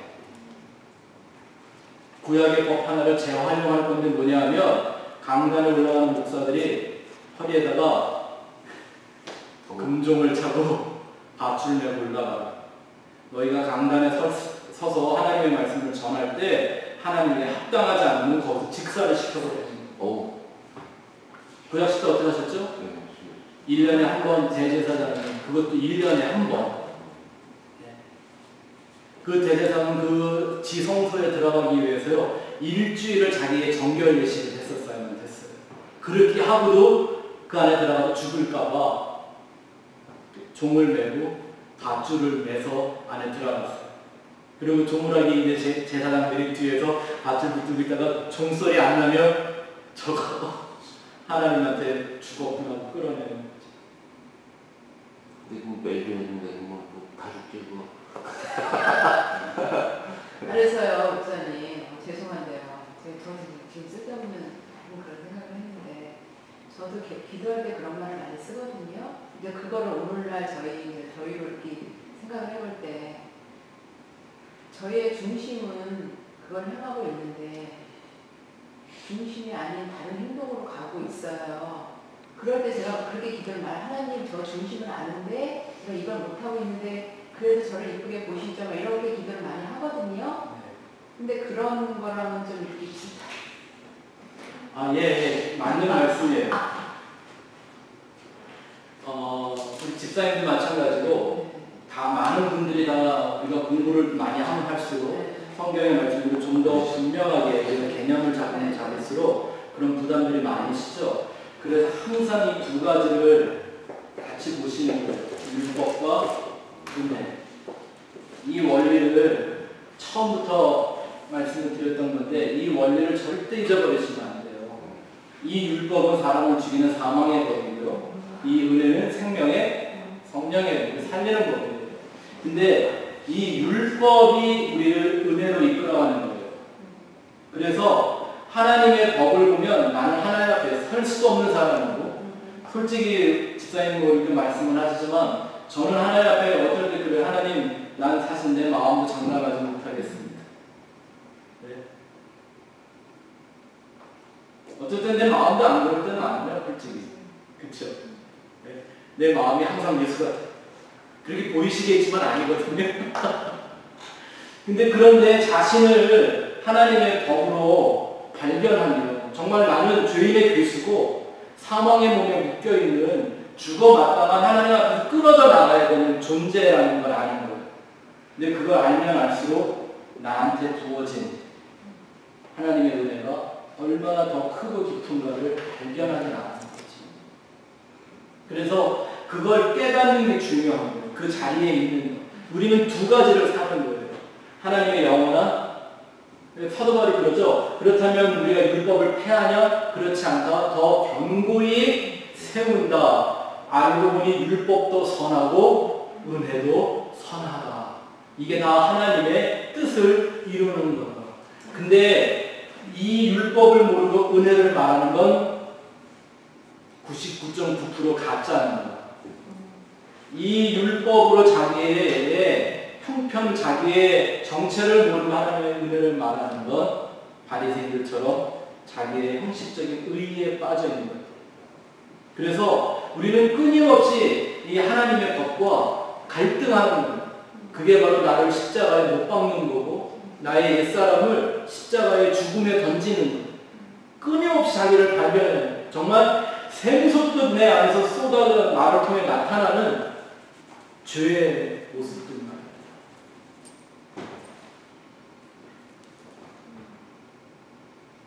지겹지 않습니까? 분명히 지난달에 기도하고 은혜 받고 처리한 것 같은데 또 나와. 이게 무슨 때되면 한 번씩 나오는 무정같이 꼭 또 나와. 근데 그걸 붙들고 하나님 앞에 엎드리면 여지없이 그보다 더 큰 은혜를 쏟아 부어주시는 은혜를. 그 죄가 많은 곳에 그게 바로 은혜 받는 심령이 되는 거예요. 누구도 여기 법에 완전할 수는 없어요. 완전하지 못하다라는 걸 가르쳐 주려고 율법을 주셨다고 그랬죠. 니들은 이 율법 못 지켜. 그 얘기는 뭐예요? 너희들은 은혜가 없으면 죽을 수밖에 없는 죄인들이야. 이거를 깨닫게 해주려고 주신 율법인데 바리새인들은 율법을 잘 지켜서 하나님 앞에 자기를 증명해보고 싶었던 거죠. 그건 뭐예요? 하나님 앞에 도전하는 거예요. 나는 은혜 필요 없어. 내 의로 살을게.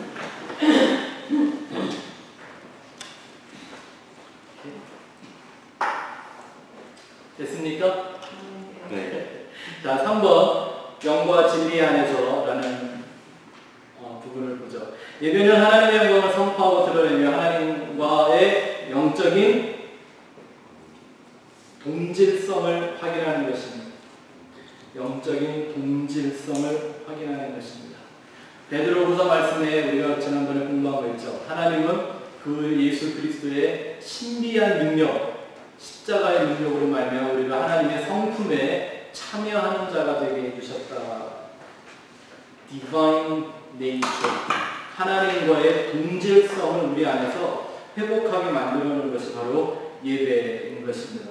그 예배 안에 이런 다양한 내용들이 좀 안에 들어가 있죠. 우리 삶에 드리는 예배가 있지만 또 우리가 함께 모여 드리는 예배의 내용들을 보면 첫 번째, 설교하는 건 어떤 의미가 있나요? 단순히 어떤 한 사람의 그 성경적 깨달음을 말하는 게 아니라 우리 모두가 예수님의 살과 피를 먹고 마신다라는 의미가 그 안에 있다고 우리가 지난주에 공부했습니다. 그게 바로 설교입니다. 예수의 살과 피를 먹고 마시는 것. 또 찬양은 뭐 하는 건가요? 제가 제일 싫어하는 말 중에 하나가 준비 찬송이라고 하는데, 준비 찬송이라는 게 어디 있습니까? 찬송은 찬송이고 찬양이라는 건 우리 십자가의 길, 생명의 길, 또 진리를 향해 살았던 많은 성도들의 생생한 간증과 신앙 고백입니다. 우리가 노래를 부를 때 그것은 단순한 노래로 드려지는 것이 아니라 내 신앙 고백, 나의 간증으로 드려야 하는 것들이죠. 음정과 박자 이런 거 그다지 그렇게 중요하지 않습니다. 우리가 천국에 가면 새 노래를 배운다고 합니다. 어떤 노래일까요? 새 노래라고 우리가 한 번도 지구상에서 들어본 적이 없는 그런 노래일까요? 아니죠. 새 노래라는 건 어떤 노래가 새 노래예요? 어떤 노래든지요, 아무리 새로운 노래를 가르쳐도 헛마음으로 부르면 그 헛노래예요. 그러나 100년을 불렀어도 내가 오늘 새 마음으로 그 노래를 부르면 그 노래는 언제나 새 노래가 돼요. 또 기도는 우리가 하나님의 인도하심을 받고 진리를 향한 열정에 대한 기도 사라지고 있음을 우리가 잘 생각해 봐야 있어야 합니다. 기도라는 건 우리가 지난주에 공부했지만 내가 무엇을 요구하기보다는 하나님이 원하시는 걸 듣고 그것을 따라가는 인도하심이 더 중요하다고 말씀을 드렸죠. 또 그 기도를 통해서 우리 인간의 목적을 이루는 게 아니라 진리를 성취해가는 그 열정이 우리의 모임의 기도를 통해서 이루어져야만 합니다. 이런 부분은 자꾸 사라지고 뭔가 하나님한테 요청을 하는 걸로만 자꾸 바뀌어가고 있죠. 그건 요구지 기도가 아닌 거죠. 또 우리가 모여서 하게 되는 예배의 그 교제를 보면 예수님이 땅에서 보여주시는 교제가 정답이겠죠. 이 사복음서에 보면 예수님은 정말 매일 교제하셨습니다. 매일 교제하셨습니다. 그래서 사람들이 예수님을 비난할 때 뭐라고 불렀어요? 저는 맨날 잔치하고 포도주를 즐기는 자다. 그렇게 욕을 먹을 만큼 예수님은 교제를 귀하게 여기셨습니다. 예수님이 교제를 이루는 것을 보면 항상 네 가지가 나타납니다. 구원과 치유와 회복과 기쁨이 있었습니다. 이 네 가지가 예수님이 있는 교제에 항상 있었습니다. 예수님은 교회를 안 세우셨습니다. 교회를 하신다고 그랬는데 왜 그랬을까요? 예수님이 이루어가고 계신 그 교제가 바로 교회였기 때문입니다. 그리고 그 교제 안에는 구원의 역사, 치유, 회복, 기쁨 항상 이것이 있었습니다. 또 저희가 교회에서 모여서 어떤 좀 사무적인 의논들을 할 때도 제가 여러분들에게 늘 부탁을 드리는 말씀 중에 하나가 뭐예요? 하나님이 주시는 기쁨을 잊어먹지 말고 일을 합시다라는 거예요. 그거보다 일이 이거보다 중요하지 않기 때문이에요. 일은 안 해도 돼요. 뭐가 깨지면? 교제가 깨질 거라면 일은 차라리 안 하고 그냥 노는 게 나아요. 하나님의 사람들은 모여서 하나님과 성도의 교제를 온전히 이루는 이것이 우리 안에 있어야 합니다. 그렇다면 예배의 형식은 어떤 의미가 있습니까? 예배 순서가 예배 아닙니다. 맞습니까? 우리가 진정 성령 안에서 진리 안에서 하나님을 만나는 것이 그것이 진정한 예배인 거죠. 자, C의 다소거죠. 성도와의 교제, 이건 땅에서 이루어지는 수평적인 예배입니다. 우리 성도의 교제도 역시 예배 맞습니까? 아까 말씀드렸죠. 모여서 한꺼번에 막 하고 드리는 것은 예배의 결론이고 그걸 위해서 모든 일을 해나가는 것을 오히려 더 예배적인 의미가 있죠. 자, 세상에서 말하는 교제와 만남의 차이가 어떤 건가 성경 구절을 잘 나타나 있습니다. 같이 한번 읽어보죠. 시작. 그러므로 그리스도 안에 무슨 권면이나 사랑에 무슨 위로나 성령에 무슨 제자나 긍휼이나 자비가 있거든 마음을 같이하여 같은 사랑을 가지고 뜻을 합하며 한 마음을 품어 아무리든지 다툼이나 허영으로 하지 말고 오직 겸손한 마음으로 각각 자기보다 남을 낮게 여기고 각각 자기를 돌볼 뿐더러 또한 각각 다른 사람들의 일을 돌보아 나의 기쁨을 충만하게 하라. 아멘. 우리가 언제나 기억하고 우리가 땅에서 이루어가야 되는 우리의 교제의 의미가 담겨 있습니다. 제가 굳이 이렇게 말을 좀 한번 만들어봤습니다. 만남은 서로의 얼굴을 보는 거지만 교제는 서로의 마음을 보는 것입니다. 만남은 서로의 얼굴 보는 거지만 교제는 서로의 마음 보는 것입니다. 그래야 이 빌립보서 2장의 말씀들이 우리의 삶을 통하여 이루어지게 돼 있죠. 또 여러분들이 지난번에 공부할 때 보면 교제에서 사랑과 덕을 세워야 한다라고 말씀이 나와 있죠. 이 사랑이라는 건 성경은 늘 말하기를 감상적인 걸 말하는 게 아니라 인격적이고 의지적이어야 한다는 걸 말합니다. 사랑, 그리스도인의 사랑은 그냥 자연히 기분이 좋아서 되어지는 게 아니라 내가 의지로 선택하는 겁니다. 사랑할 수 있을 만큼 기분 좋은 사람 세상에 많지 않습니다. 하나님은 기분이 좋아서 우리 사랑하시겠습니까? 날 보면 하나님이 정말 사랑이 새록새록 돋겠습니까? 아니죠. 근데 사랑하기로 결정하고 그 의지를 이루어내는 겁니다. 그리고 그것을 건성으로 허용으로 하는 게 아니라 우리의 인격을 지정의를 총동원해서 내 몸을 사랑하는 것과 같이 하나님을 사랑하는 것과 같이 사랑을 하는 겁니다. 또 덕이라는 말이 참 중요한데요. 덕이라는 말은 우리 한국적인 표현이고요. 성경이 원래 말하는 이 덕이라는 헬라어는요, 집을 짓는다라는 의미가 갖고 있습니다. 그리고 그것이 신약 성경에서 헬라어로 사용될 때는요, 사람의 성품을 세운다라는 말이 있습니다. 그게 바로 덕을 세운다라는 거예요. 사랑과 덕으로서 교제를 해야 된다는 것은 우리가 모일 때마다 서로에게 그리스도의 성품이 세워지도록, 하나님의 성전으로, 집으로 세워지도록 해야만 된다라는 거예요. 서로가 서로에게. 그게 우리가 땅에서 하는 교제의 목적이죠. 두 번째, 교제는 우리에게 지체의식을 줍니다. 지체. 우리가 잘 알고 있는 말씀들이죠. 그건 뭐 공동체의식이고요. 지체의식이라 이렇게 말하면 좋겠습니다. 공동체 안에서 발견되는 교회와 성도의 정체성. 내가 하나님 나라에서 어떤 존재인가, 나에 대한 그런 성도의 자아성과 정체성을 이 교제를 통해서 우리가 확고하게 해나갈 수가 있습니다. 그래서 저는 과감하게 이렇게 좀 얘기하고 싶습니다. 교회의 영적인 수준은 그 교회 성도들의 교제의 퀄리티로 결정됩니다.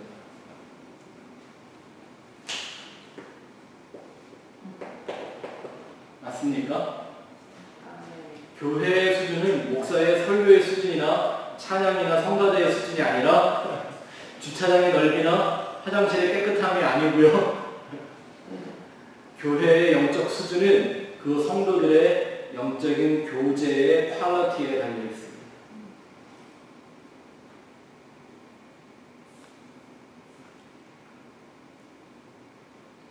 우리가 끊임없이 교제를 이루어가고 훈련하고 완성해서 정말 주님이 받으시기에 합당한 진정한 교제가 우리 안에 이루어져 가기를 소원합니다. 세 번째, 교제를 파괴하는 게 바로 마귀의 목적입니다. 성경 구절 한번 힘내서 읽어보죠. 시작.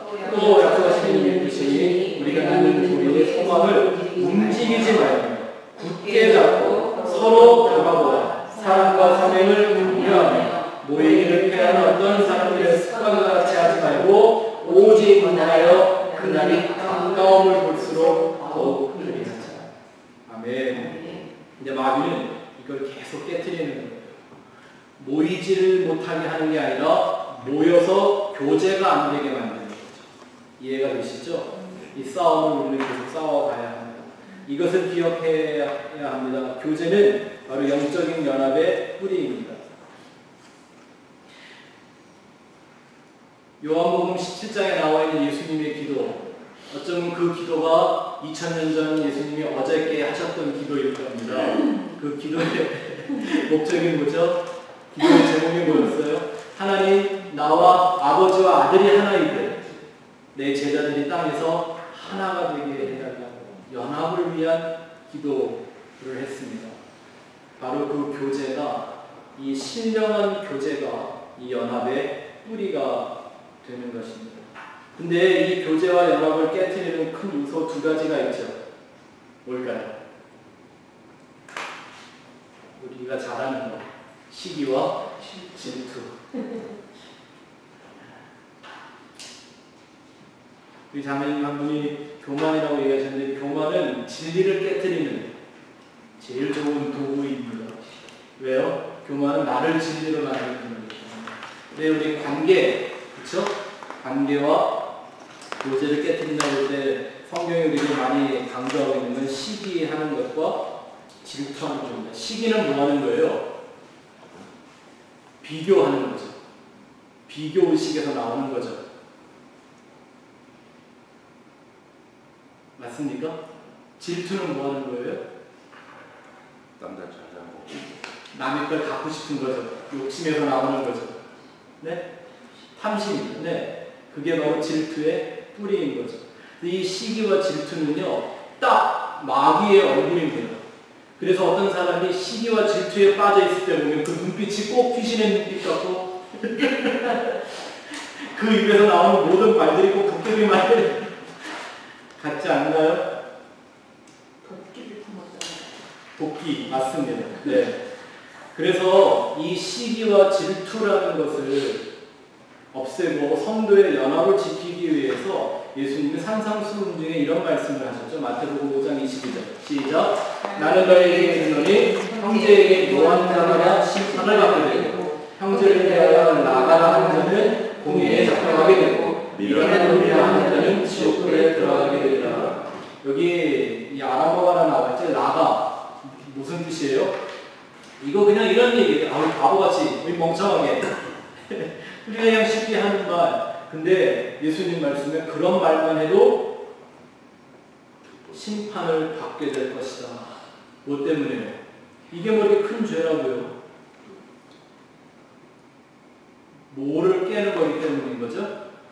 바로 교제. 땅에서 이루어져야 되는 성도의 연합과 교제를 깨트리게 되는 일들이기 때문입니다. 그래서 이 교제라는 건 실제적인 부분들이라 제가 생각하는 얘기들을 좀 많이 써놨는데요. 이렇게 한번 생각해 보세요. 남을 끌어내리는 만큼 나는 낮은 사람이 되는 거고요. 반면에 남을 높여주는 것만큼 나는 높은 사람이 되는 겁니다. 우리의 삶의 교제가 이루어질 때 이 부분들을 잘 생각해 보시기를 바랍니다. 전에 한번 그런 얘기 드렸죠. 개는 개 크랩 뚜껑을 닫아놓지 않아도 도망가지 못한다는 거예요. 어떤 속성이 있어서 위에 뭐가 있는 걸 꼴을 못 봐서 계속 끄집어내린대요. 한 덩이 끄집어내리고 또 올라가면 또 끄집어내리고. 그래서 걔는 소쿠리에 담아오면 도망을 못 나간대요. 그래서 제가 청년들하고 이런 걸 공부할 때는 그런 사람들은 개 같은 사람들 멍멍 개 만두 이렇게까지 제가 그렇게 얘기하면 잘 안 잊어먹어서 험한 소리를 제가 좀 해보는데요. 그분들은 유중적인 요소가 있는 것 같아요. 아니 그래서 그 부모를 보면 그 자식을 알 수 있고 뭐 그 자식을 보고 부모를 알 수 있고 그런 말이 있잖아요. 자, 4번 가서 보겠습니다. 다시 한번 강조하겠습니다. 교제란 영혼과 인격을 연단하는 용광로와 같습니다. 또 마지막으로 한 번 더 얘기하는 거. 그리고 우리는 서로의 다양성을 이해하고 용납하는 게 참 중요합니다. 여러분 이걸 꼭 기억하셔야 합니다. 우리가 하나님의 창조와 주권을 인정한다면 우리는 서로 달라야 한다는 걸 받아들여야 합니다. 하나님은 절대 카피를 만들지 않습니다. 맞습니까? 그래서 누군가 나랑 마음이 좀 다르고 생각이 좀 다를 수 있는 건 당연한 일입니다. 달라야 합니다. 달라야 되고요. 달라야 스펙트럼이 만들어집니다. 우리가 받은 은사 혹은 믿음, 인간적인 배경이 모든 것들이 우리는 서로 다르다는 걸, 달라서 귀하다는 걸 인정해줘야 합니다. 성숙하든 미성숙하든 달라서 우리는 서로가 필요하고 다르기 때문에 우리는 귀한 존재들 하나밖에 없기 때문에. 아멘. 두 번째, 우리는 사람의 휴먼 팩터를 이해해야 됩니다. 무슨 말이냐면 사람의 불완전성을 인정해야 한다는 얘기입니다.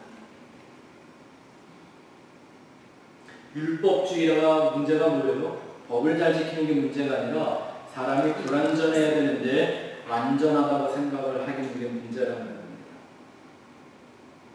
아무리 완전한 척하는 퍼펙셔니스트라 하더라도 그 사람 절대 완전하지 않습니다. 우리가 얼마나 불완전한 존재입니까? 이거 아세요? 내가 완전하다고 생각하면 하나님이 내가 얼마나 불완전한지를 꼭 드러내십니다. 보게 하십니다. 맛보게 하십니다. 근데 내가 불완전하다 하면 하나님 그 사람의 불완전함을 은혜로 감추어 주십니다. 아멘. 우리 삶의 교제 안에 이런 모습들이 있어야 합니다. 제가 그 다음 거는 쓰다가 말았지? 주저하겠어요. 교제 안에서 하나님은 우리의 모습을 새롭게 만들어 가십니다. 말인데 교제 안에서 하나님은 우리의 모습을 새롭게 만들어 가십니다. 고린도 후서 5장 17절 말씀. 그리스도 안에 있으면 누구든지 새로운 피조물이라 이전 것은 지나갔으니 보라 새 것이 되었도다. 이 새로운 피조물이 되었다라는 말은 과거 완료형으로 쓰여진 말이 아닙니다. 과거 완료형이면 내가 과거에 새 피조물이었으면 오늘은 중고네요. 오늘은 현 피조물이잖아요. 아니요. 이것은 현재 진행형이었어요. 미래 완료형입니다. 오히려. 그래서 오늘도 우리가 새로운 존재가 되어야 합니다. 근데 그 새로운 모습을 어디서 발견하게 돼요? 혼자 산에 있으면 절대 발견할 수가 없어요. 언제? 그 하나님의 새로운 마음을 갖고 그 새 마음을 성도들의 교제의 삶 속에서 이루어낼 때 가능해지는 겁니다. 마지막으로 성숙한 교제를 위해서 잔소리 몇 가지 좀 하죠. 첫 번째는 끊임없이 우리가 하나님의 말씀을 묵상하는 것과 나누는 게 중요합니다. 그래서 우리 입술에서 우리의 모임을 통해 항상 진리를 추구하는 교제가, 진리를 완성하는 교제가 나타나죠. 두 번째, 약속.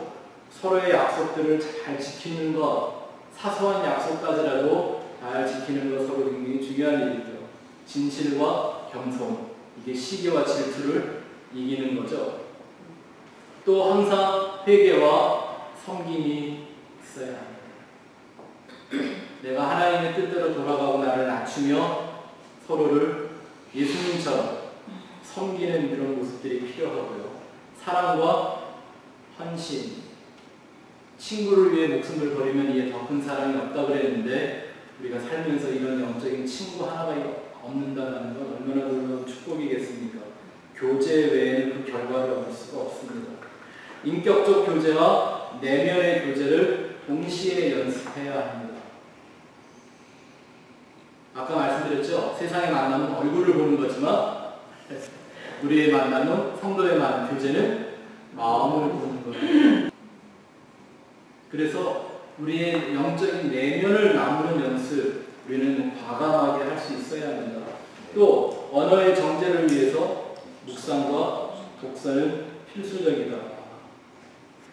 두말하면 잔소리겠죠. 마지막 한 가지 제가 늘 권하는 주제 하나가 우리가 영적인 만남과 교제 안에서는 될 수 있으면 서로 반말하지 않으시는 겁니다. 제가 우리 어머니 아버지 평생 목회하신 분 버릇을 하나 고쳐놓은 게 이거 한 가지. 장로교 목사님도 내가 다른 건 하나도 터치를 안 했는데 뭐 아들 목사가 건방지게 뭐 하겠습니다. 한 가지. 제가 전도사 때 저희 어머니 아버지를 모셔놓고 한 가지만 부탁드립시다. 아버지 절대 교인들에게 반말하지 마세요. 근데 감사하게도 저희 어머니 아버지가 그 말에 충격을 받으시고 제가 왜 그렇게 요구를 하는지 말씀을 드렸더니 또 어느 날 충격을 받으시고 그날부터 교회 젊은 장로님들, 집사님들한테 한국 목사님 그러잖아요. 김 집사 이거 뭐 이런 식이잖아요. 또 저는 그거 참 이해할 수 있는데 한국에서는 좀 손이 사람이면 사람을 턱으로 움직이세요. 아버지가 목사라면, 목자시라면 절대 그렇게 하지 마세요. 아들 목사로서 한 가지만 부탁드리는 그거 하나 제가 고쳐놨어요. 근데 그걸 들어주셔서 지금까지 제가 얼마나 감사한지 모릅니다. 왠지 아세요? 물론 우리가 서로 친해지면 말을 짧게도 할 수 있고 가볍게도 할 수가 있지만 저는 청년들하고 사역을 할 때도 말을 놓지 않습니다. 되게 불편해요. 근데 나중에 그 불편함이 우리의 관계를 거룩하게 지키는 사랑의 줄이 돼요.